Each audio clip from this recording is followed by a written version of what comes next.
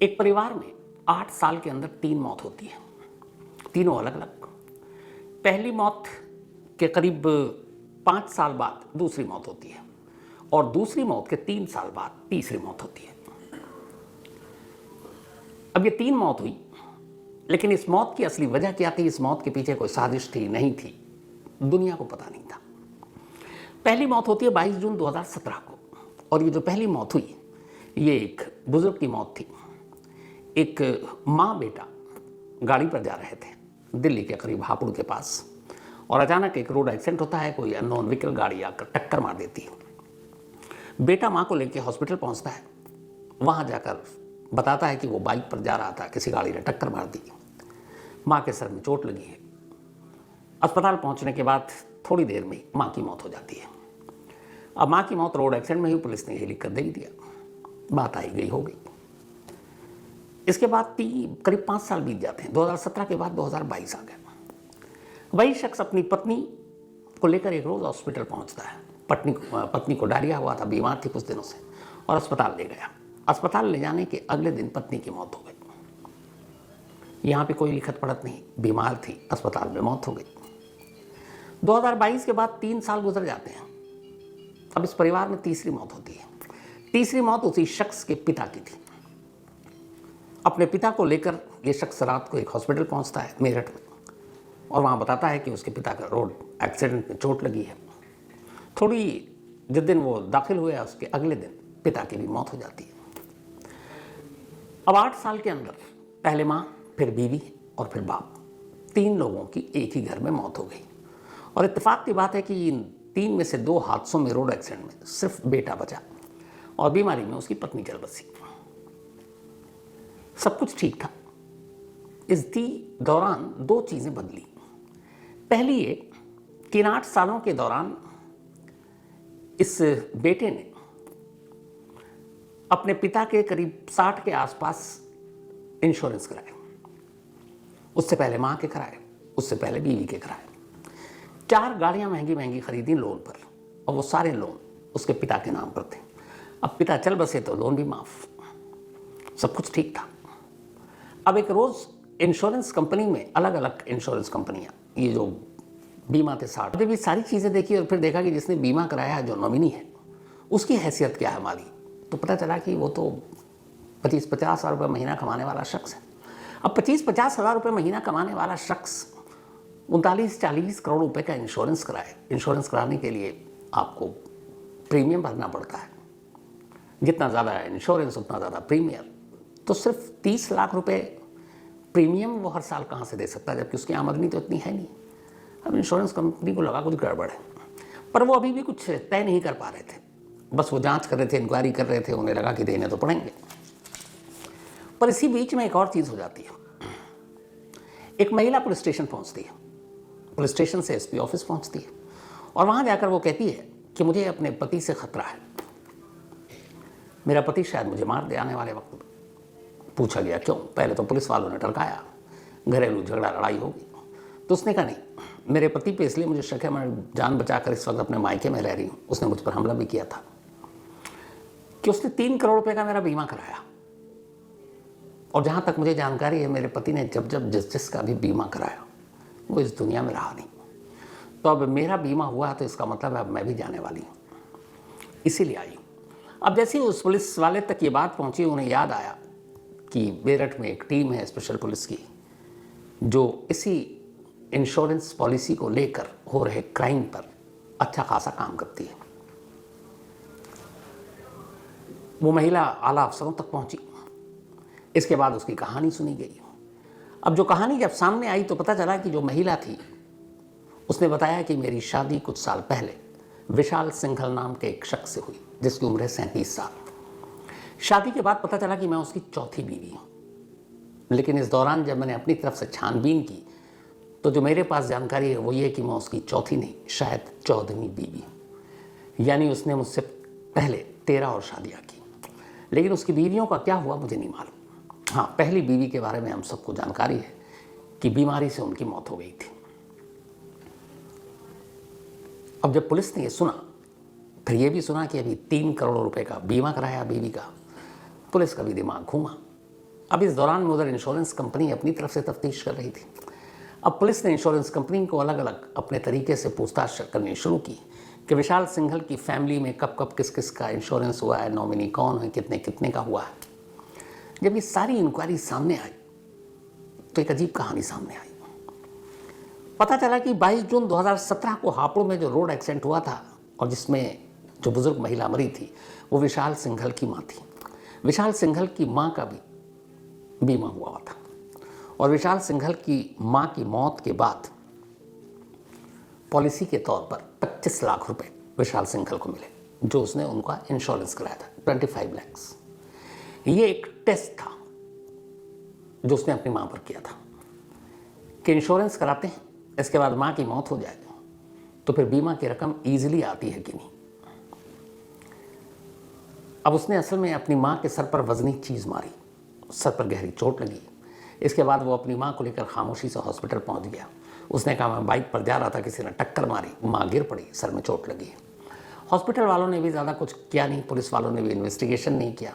2017 का ये केस है, 8 साल बाद आज भी ये पता नहीं कि जिस गाड़ी से टक्कर हुई थी वो गाड़ी कौन सी थी, आज भी अननोन है। तो पुलिस ने सीधा सीधी सिंपल केस बनाया रोड एक्सीडेंट का, अपनी तरफ से कोई जांच की नहीं। डेथ सर्टिफिकेट मिल गया, हॉस्पिटल का रिकॉर्ड मिल गया, कॉज ऑफ डेथ मिल गई, इंश्योरेंस कंपनी को उसने भेज दिया। 30 दिन से 180 दिन के बीच यानी 6 महीने के बीच मौत की रिपोर्ट करने और रिपोर्ट पुलिस की सौंपने के बाद इंश्योरेंस कंपनी अपनी तरफ से तसल्ली करके पैसे दे देती है। तो जो 25 लाख रुपए का बीमा था विशाल सिंघल की माँ का, उनकी मौत के कुछ महीने बाद विशाल सिंघल के अकाउंट में आ गया क्योंकि वो अपनी माँ का नॉमिनी था, प्रीमियम वही भर रहा था। अब इसके बाद उसने खामोशी बरती। इसके बाद उसने अपनी पत्नी का बीमा कराया, पहली बीवी का। अब पहली बीवी का बीमा कराया और ये बीमा की रकम ठीक ठाक थी।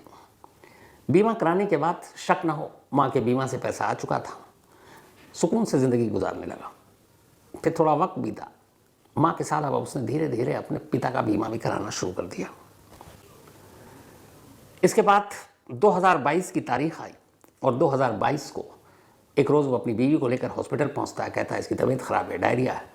हॉस्पिटल में उसकी बीवी का इलाज होता है लेकिन बीवी बच नहीं पाती, अगले दिन डेथ हो जाती है।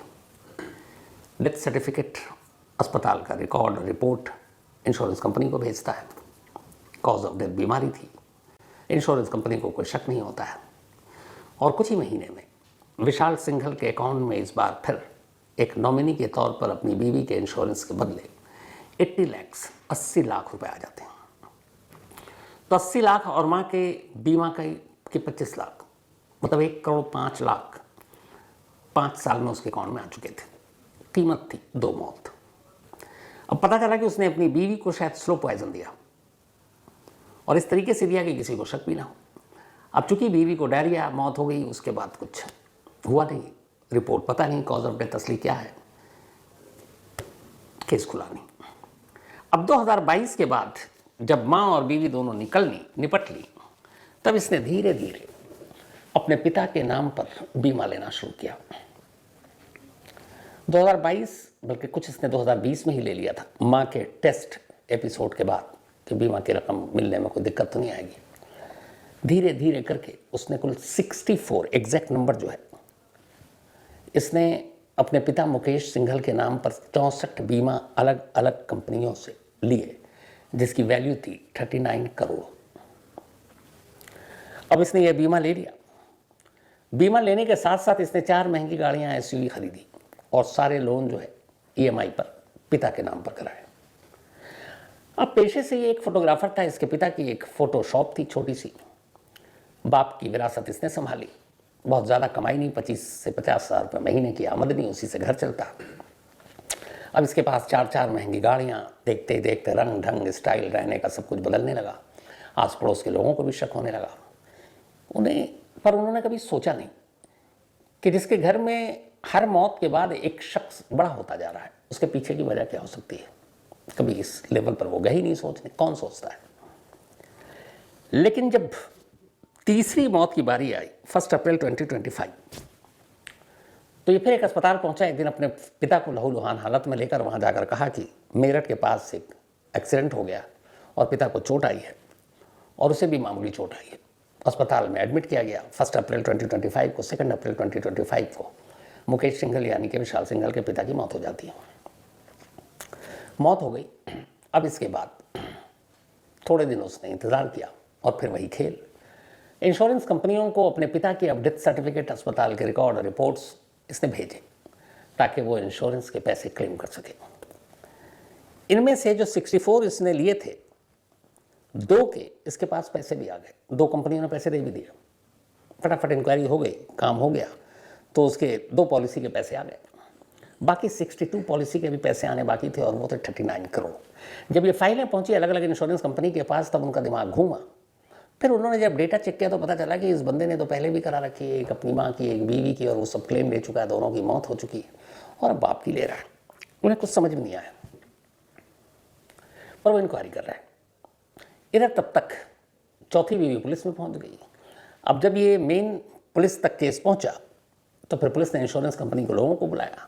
जब बुलाया तो उन्होंने कहा कि हम खुद ही इस मामले में परेशान हैं, क्योंकि एक तो इतने सारे इंश्योरेंस हैं, एक ही शख्स ने कराए हैं, एक ही शख्स के नाम पर, और उसकी माली हालत ऐसी नहीं है। हमें इसीलिए शक हुआ कि आमतौर पर जो बड़ी पॉलिसी लोग लेते हैं वो अपनी माली हैसियत के हिसाब से लेते हैं कि प्रीमियम भर सकें, और एक लंबे वक्त तक भरना पड़ता है। लेकिन इस शख्स की कोई फाइनेंशियली अच्छी पोजीशन भी नहीं है, लेकिन पॉलिसी बड़ी बड़ी है, और 39 करोड़ की पॉलिसी बहुत बड़ी होती है। तो हमें इसका पूरा जब हमने बायोडाटा देखा तो उस पर शक हुआ, और 2 इसने पहली पॉलिसी जो क्लेम किया, 2 मौत हुई तो और भी हुआ। अब पुलिस ने कहा कि ठीक है, अब छानबीन करते हैं। अब पुलिस ने जब छानबीन की तो पता चला कि हाल के वक्त में 4 गाड़ियाँ, टोयोटा लेजेंडर, निशान मैग्नाइट, ब्रेजा, रॉयल एनफील्ड और एक, ये सब लोन पर ले रखा और अपने पिता के नाम पर। अब उसकी स्टेटमेंट देखेगा, उसकी कमाई, तो पता चला ये तो है नहीं, उसकी कमाई तो पता चला ये तो है नहीं। फिर पुलिस ने विशाल सिंघल की कुंडली खंगालनी शुरू की, और आखिरकार अभी विशाल सिंघल को अरेस्ट किया। अरेस्ट करने के बाद उससे पूछताछ हुई। जब पूछताछ हुई तो उसने एक साथ 3 कत्ल की बात कबूल की। ये कैसी औलाद है जिसने सिर्फ लालच में, जिन्होंने पैदा किया अपने माँ बाप दोनों को मारा, अपनी बीवी को मारा, और इसकी बाकी की पहली बीवी और चौथी बीवी के तो किस्सा आपको सुनाए, जो दूसरी और तीसरी हैं रिकॉर्ड पर, वो कहाँ है कुछ पता नहीं। अब ये भी है कि वो इस दुनिया में है भी कि नहीं, क्योंकि जो शख्स पहली बीवी का बीमा करा सकता है, 80 लाख रुपए वसूल सकता है, जिसके मुंह खून लग चुका है, जो पहला ही बीमा के नाम पर अपनी माँ को मारा हो, वो दूसरी और तीसरी पत्नी को कहाँ बख्शने वाला। पुलिस अब उससे दूसरी और तीसरी पत्नी के राज को उगलवाने की कोशिश कर रही है, और चौथी की मौत की तैयारी थी। पिता के बाद इस घर में जो चौथी मौत होने जा रही थी, रिकॉर्ड पर तो बाकी अभी पता नहीं दूसरी तीसरी का, वो इस चौथी पत्नी का था। लेकिन चौथी बीवी थोड़ा सा किस्मत ने साथ दिया। हुआ ये कि जब पिता की मौत हुई तो पिता की मौत के बाद उसने देखा कि बहुत सारे इंश्योरेंस कंपनी के लोग घर आ रहे हैं और पूछताछ कर रहे हैं, हाँ भाई कैसी तबीयत थी, क्या हुई थी उस दिन, क्या हुआ था, एक्सीडेंट कैसे हुआ। अब घर में बीवी है तो वो भी ये सारी बातें सुन रही है। तो जब सुन रही है तो उसने उससे पूछा कि ये क्या है, क्यों लोग आ रहे हैं। तो उसने कहा इंश्योरेंस कराया। तो उसने कहा ये सारे, बीवी भी पढ़ी लिखी उसकी, ये अलग इंश्योरेंस कंपनी, ये अलग अलग, कितने इंश्योरेंस हैं।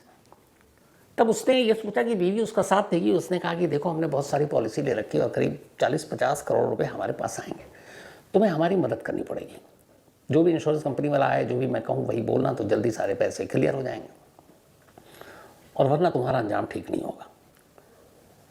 अब उसे लगा कि कहीं पति ने जानबूझकर तो ये पॉलिसी नहीं की थी। फिर उसे अपनी सास की कहानी याद आ गई कि मरी थी और वो इंश्योरेंस के पैसे मिले। पहली पत्नी की उसकी याद आई।